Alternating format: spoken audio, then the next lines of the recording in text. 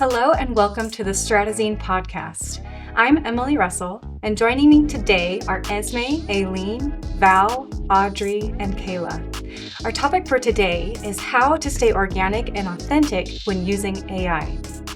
Aileen researched the importance of transparency when it comes to social media content that we consume. Can you share with us your thoughts on that?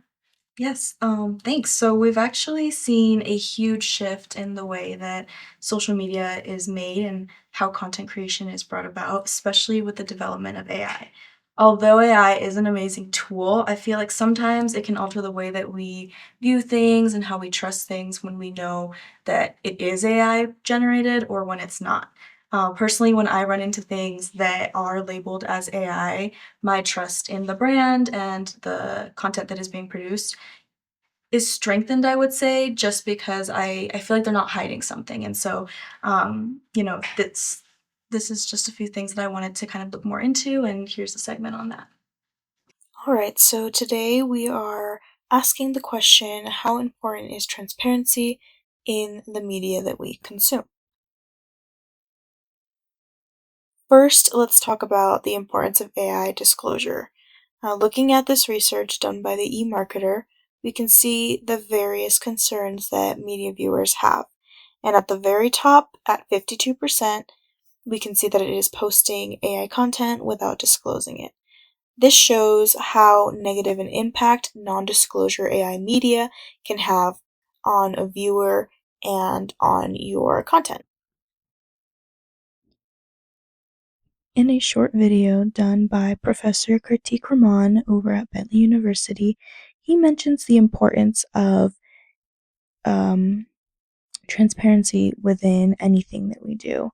For example, when it comes to social media, he really emphasizes the fact that credibility is crucial to earn your viewers' trust. Without credibility, you can't really do anything in life. And so it is important to always clarify when AI is being used in all fields, in particular, any type of business or marketing related field as well. So this video mentions a very good point, which is making sure that letting your viewers know how certain things, just as we have seen in the last infographic as well. Now let's take a look at an app that is super popular. This is mainly where social media content is born. According to the official TikTok newsroom, they also have some thoughts about transparency and a solution. If mainstream apps such as TikTok are making it a priority to be transparent, then you as a content creator should as well be making it a priority. Being transparent will ultimately build your trust between the consumer and the producer. For Stratazine, I'm Aileen. Perfect. So that is just a little bit of what I was able to research and learn about. For you guys, I have a question. How do you feel when you see things that are labeled directly as AI generated or use of AI was, included in it? Does it make you trust it more? Do you feel like it is important to, mention when things are generated that way? Yeah, kind of like how you said, I kind of like when they do that because it does kind of build that trust with the brand. It doesn't feel like they're hiding anything. And I feel like nowadays when I'm like scrolling on every platform, like I can't trust anything because it's like, I'm sure you guys have all seen that video, the bunnies jumping on that trampoline. Everyone thought that was real until someone came out and said that was AI. I thought it was real. And so I think since that, it's been really hard to trust anything I see because it's like AI is so good now and each day it's just evolving and getting better that it's hard to tell what's real and what's not. And so when they do have that transparency, it kind of does build that trust because they're not hiding anything. And I think that's something that we can appreciate. Yeah, I also like that you mentioned in your segment about credibility because transparency is like a big part of being credible. And I feel like because when I see something online and it says sponsored ads, I think that's where we started before AI even happened. You see sponsored ads, and sometimes when you don't see sponsored ads, but you know they're sponsored, it kind of loses that trust in that person or whoever the influencer is. So I feel like when I see generated by AI or something like that, I feel like I trust them more because they're transparent. And when they don't do that, it makes me think like, what else are you hiding? If you're not being transparent on this, what else are you not telling me? You know? So I like how we're using the word trust.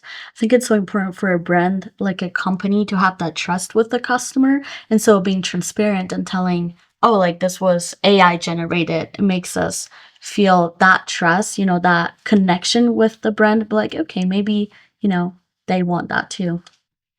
Plus, no one likes to feel gullible. I mean, I just don't want to be tricked. And sometimes, like that bunny video, it got Yeah. me too. And so, like, I don't know. When a brand outright says that it's AI, I'm like, okay, cool. And I can move on. yeah, definitely. Absolutely. Thank you for your thoughts. And thank you, Eileen. Let's move to our next segment from Audrey. You've been looking into how trust of consumers is affected by brands or companies who use AI. So can you tell us a little bit about that? Of course. Thanks, Emily. It's really interesting for me to learn about people's perception about the use of AI because, like Aileen said about transparency, I think it really affects consumers' trust as well when they see something that's AI. And so I dived a little bit into that, and here's a segment on what I found out. How is consumer trust affected by brands or companies that utilize artificial intelligence or AI? Many consumers encounter AI generated content, often without realizing it. In a research conducted by Carson College in collaboration with KRC Research, most Americans are worried about AI in marketing and its potential to mislead consumers. 37% of Americans are generally comfortable with marketers using AI, but a massive 94% are worried about some aspect of it. The primary concern is deceiving AI generated content, and nearly half, 47%, express high discomfort with AI being used for dynamic real time pricing or personalization. In another research from Lippincott, we can find that only 7% of Americans are willing to pay for AI features.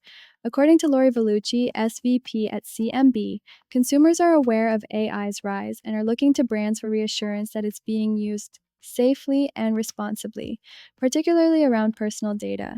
Right now is a critical time for brands to build trust by being proactive. The most important step is clearly showing consumers the value AI brings to products and services. Other key actions include protecting data, being transparent, and answering customer questions.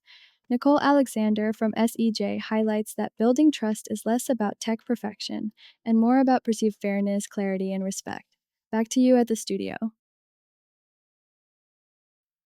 So one thing that stood out to me in that research is that 94% of Americans have doubts in some aspects of AI.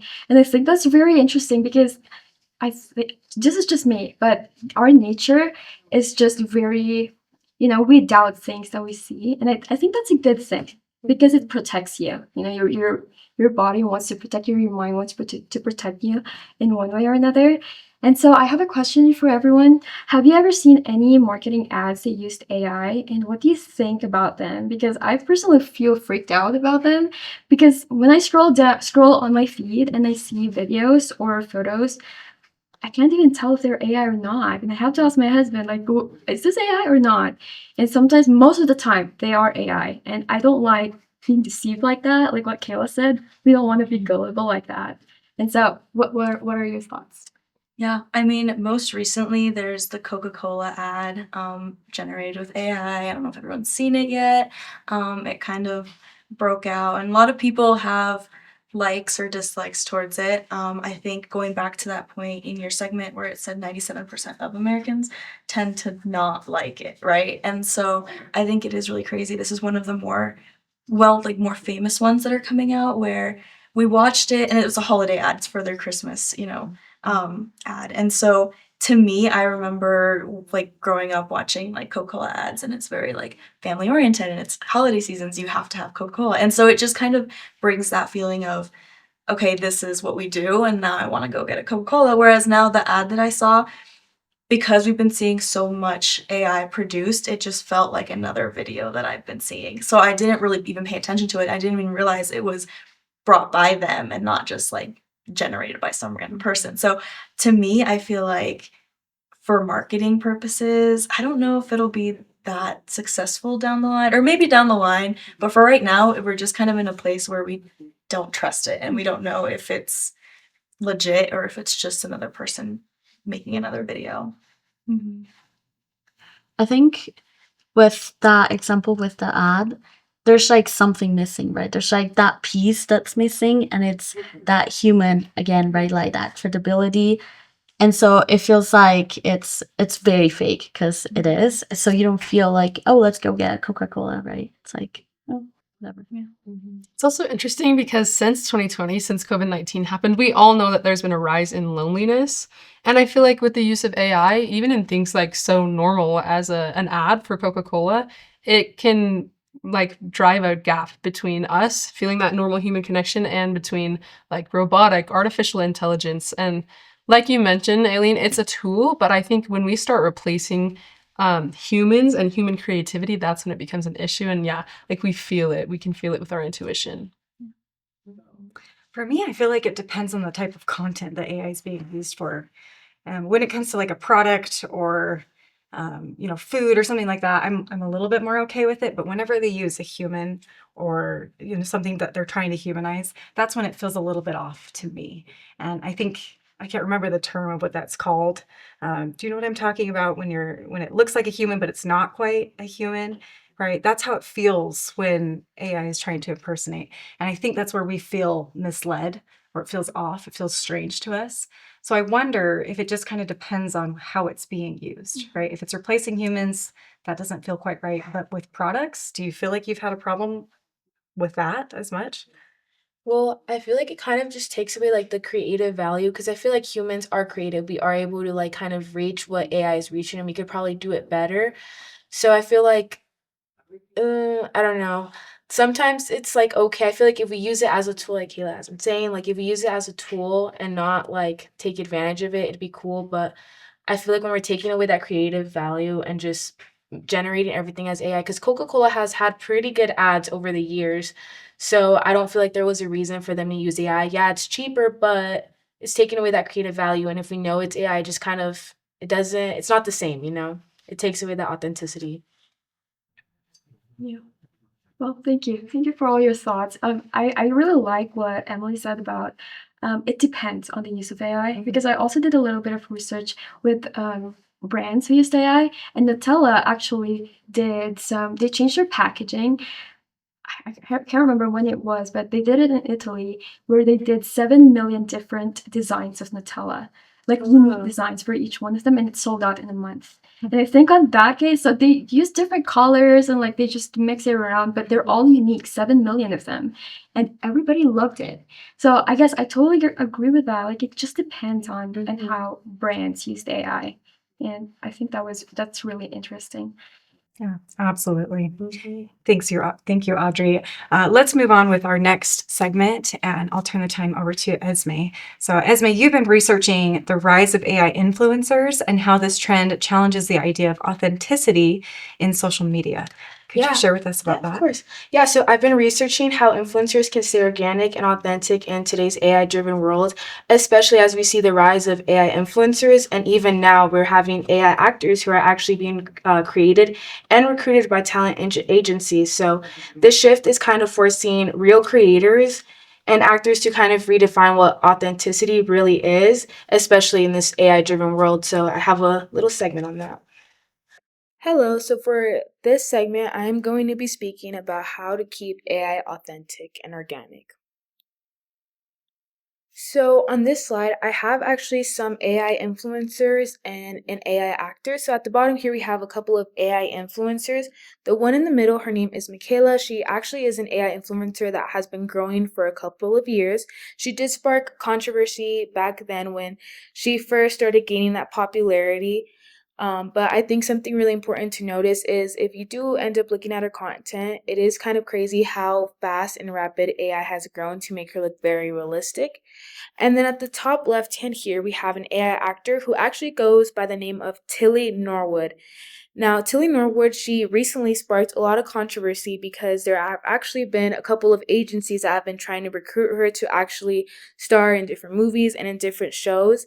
And I feel like that is something that's very important to note because with all these AI actors coming into play and into different platforms, it's important for us to remember how us as human we could stay organic and authentic because that's something that AI actors slash influencers can't replicate. So how can we do that? We could start by sharing genuine stories and emotions. That's something an AI can't ever grasp because they're not beings. We could also be more transparent about using AI or editing tools because a fact is that AI is just going to keep better. We're keep getting better and we're all going to keep using it. And so as humans, we do value trust and being transparent is going to be something that's so huge and so important. And lastly, we have to be able to build real engagement instead of just chasing numbers. If we chase numbers, things just don't look as authentic because it's obvious we just want the views, we just want the money. So being passionate about something that we truly love is something that humans do really well and that we should stick to. And then here are some sources. Okay, so with all that being said, how do you guys feel about AI actors or even AI influencers like now taking over like our platforms like TikTok, Instagram, social media? Does that kind of freak you guys out? How do you guys feel about that? Yeah, when you introduced this topic to us, I actually didn't know. I didn't know about AI actors and influencers. And if you hadn't told us, then I wouldn't have known that they are AI. And so I totally agree with everything that you said in there. I feel like all these AI actors and influencers, they're controlled by, a group of people. These AI people, they don't have personality. They don't have a character. And so they have like a company or a group behind them that's giving them this type of personality. And I feel like that's just kind of weird. Like there's like 2 billion people in the world. Why do we need like AI people? So that's just my take on that. I think it's weird. It's freaky. I don't think I would ever see myself following an AI influencer. There's just so many influencers out there, and Yeah, it's just so much better when it's a real person. right.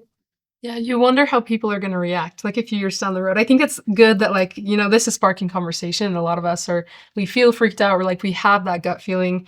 To speak to the money part, unfortunately, we live in a society that is very money driven.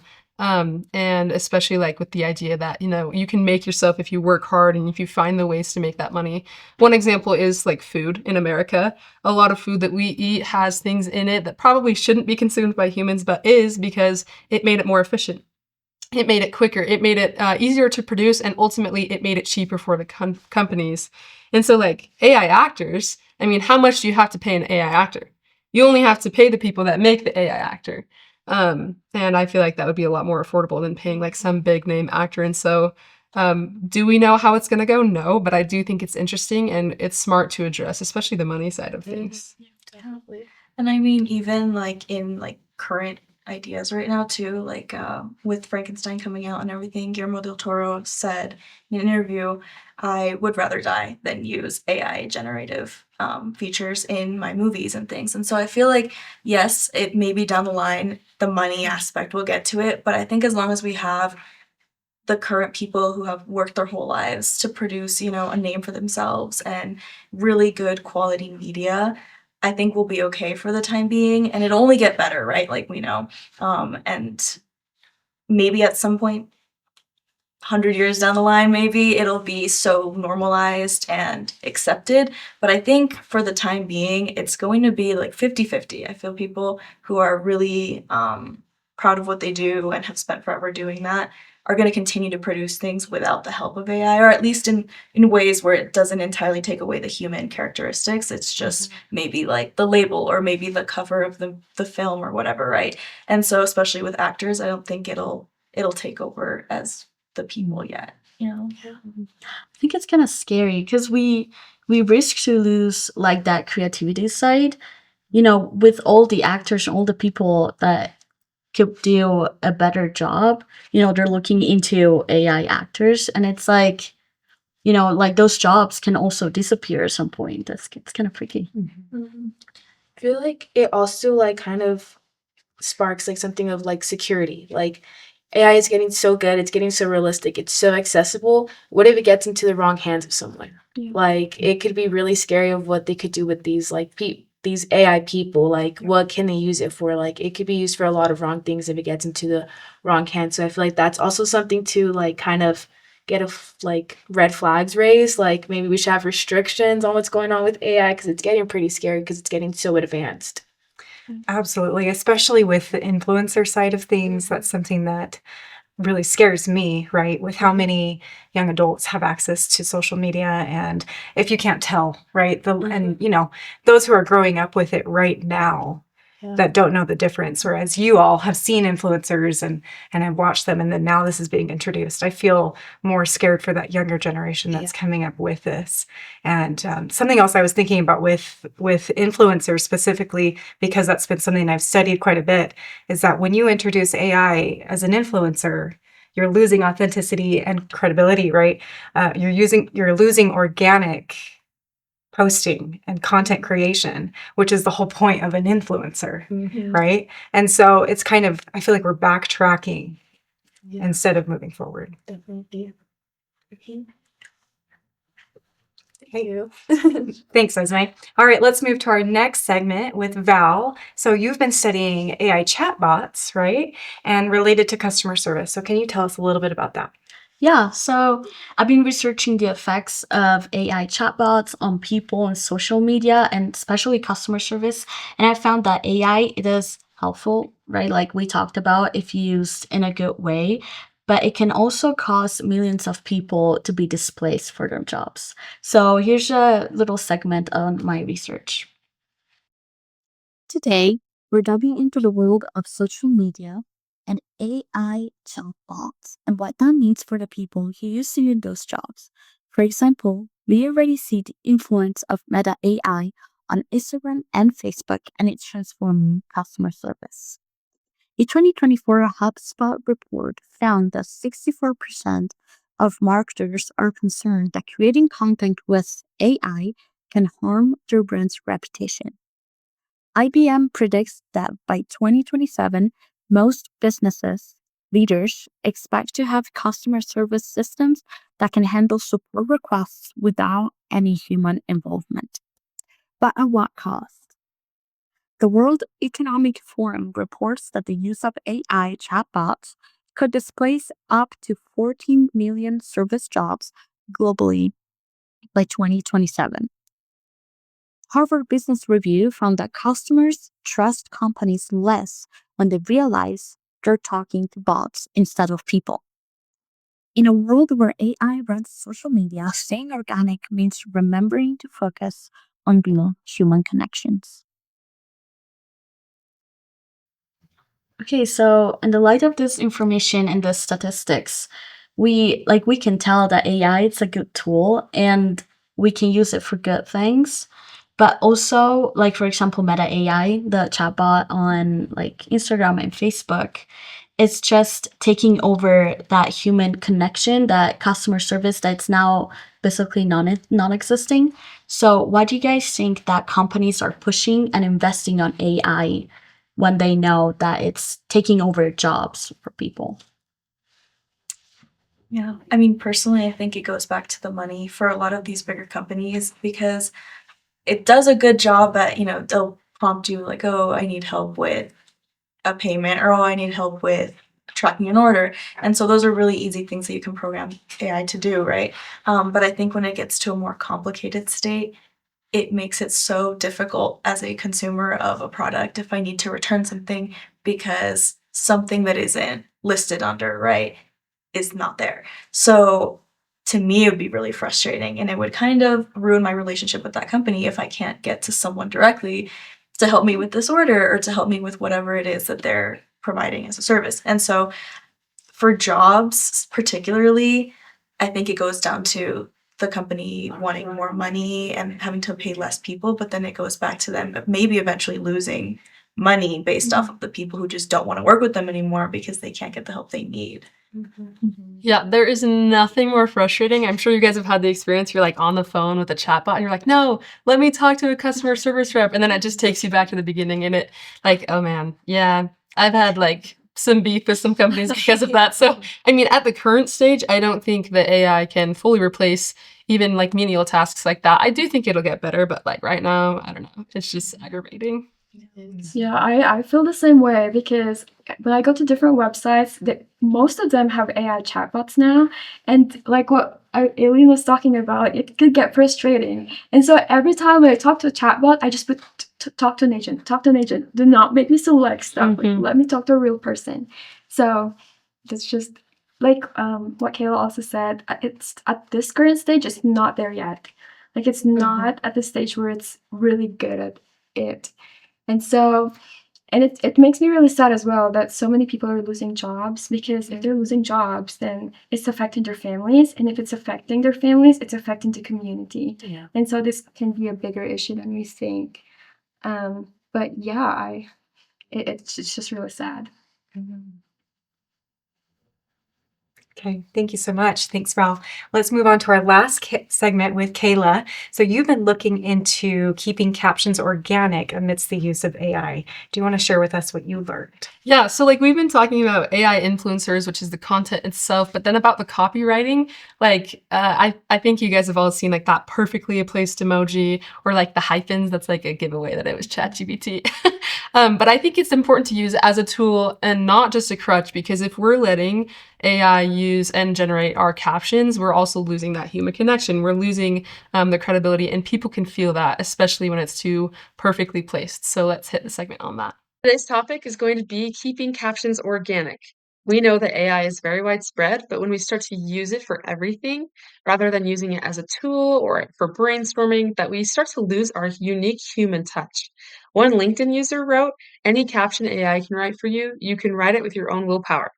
Her name is Mallory Singletary. She even used the hashtag ChatGPT sucks. And while I disagree with that, because I think we should be using it as a tool, and we're going to get behind if we don't, it shouldn't replace us. An AI company, even called Super AGI, says while AI may be able to analyze data and generate content quickly, it often lacks the human touch and authenticity that is crucial for building a strong brand voice. And this is true.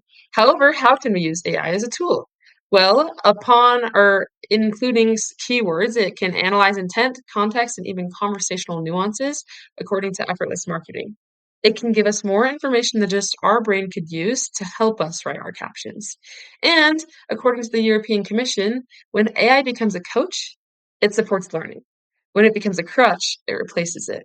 Our goal is to use AI as a coach, not a crutch. Like I mentioned before, these are my resources. It was Effortless Marketing, LinkedIn, the European Commission, and Super AGI. Thanks for tuning in.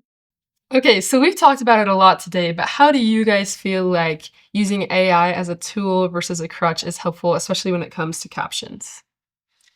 Yeah, I mean, I love the way that that's worded too, because yeah, I mean, sometimes even in like day-to-day things, you use it as a crutch, and it's like, well, I don't even have to use my brain to write this literal sentence for a picture that I want to post, especially for social media influencers. I think that the reason that we follow them is because we relate to them or because we really like watching what they produce. And so I think if I'm watching something and I see a caption that is very clearly, AI generated with the hyphens that don't naturally come out when you're like talking or the way that they've spoken before, it's just kind of like, okay, so you went through all this trouble to do this amazing get ready with me or whatever, their video is, and then your content in the comments is not authentic. So it just kind of is a little bit off-putting, and I don't know, I just feel like me personally, I don't love seeing that.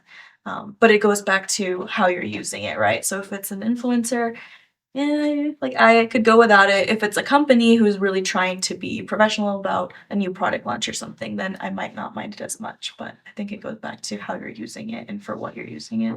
Yeah, I like that. That there is indeed sometimes it can feel like there is a little bit of disconnect with those influencers and sometimes with captions. And not just influencers, but also brands who post something like a really nice photo or video, and then you see the caption, and then while reading it, you can just tell, okay, this is obviously AI.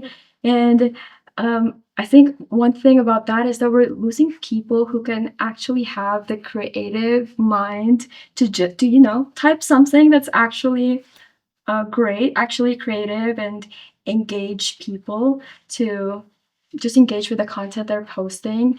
And because some brands or companies are replacing those people and uses AI generated captions instead, I feel like people are getting more lazy and lazy with that.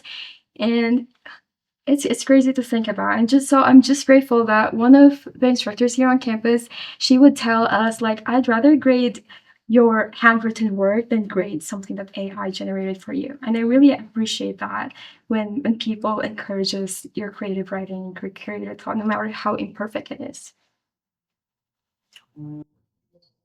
Yeah, I also think it's that you lose humor when you use AI. Like again, you're talking about like the perfect versus imperfect, and I think we as humans, and especially like at these stages in our lives, we're trying to make it perfect, and I fall victim to that too. Like I want to do it the best that I can, but like what about humor? What about making people laugh? What about like I don't know, putting something in there with your personality that only your personality can provide. And so I like that. I like that your instructor said, you know, like even if it's imperfect, we take that over AI. Yeah. Thank you so much. And thank you for your thoughts and what you taught us today, Kayla. As we have discussed, AI is revolutionizing the way we create, promote, and even define realness online, whether it's through SEO, whether it's through social media algorithms, whether it's through AI-generated influencers. One thing is clear, the digital world is moving fast, and creators need to adapt without losing their human touch. So thank you so much for joining us today for this edition of Stratazine. Make sure to check out our additional podcasts and digital and social media on our YouTube channel. Thank you.